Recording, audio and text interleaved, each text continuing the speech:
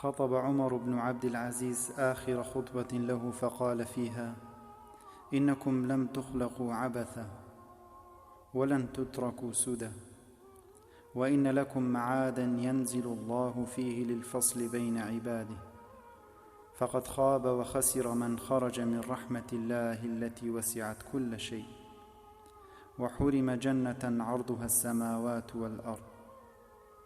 ألا ترون أنكم في أسلاب الهالكين، وسيرثها بعدكم الباقون، كذلك حتى ترد إلى خير الوارثين.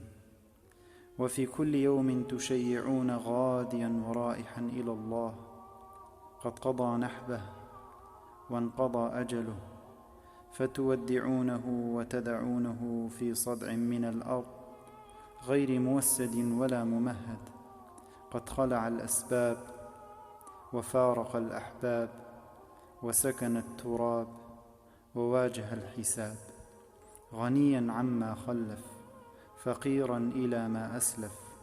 فاتقوا الله عباد الله قبل نزول الموت وانقضاء مواقيته. وإني لأقول لكم هذه المقالة وما أعلم عند أحد من الذنوب مما أعلم عندي، ولكني أستغفر الله وأتوب إليه. ثم رفع طرف ردائه فبكى حتى شهق، ثم نزل فما عاد إلى المنبر بعدها حتى مات، رحمة الله تعالى عليه.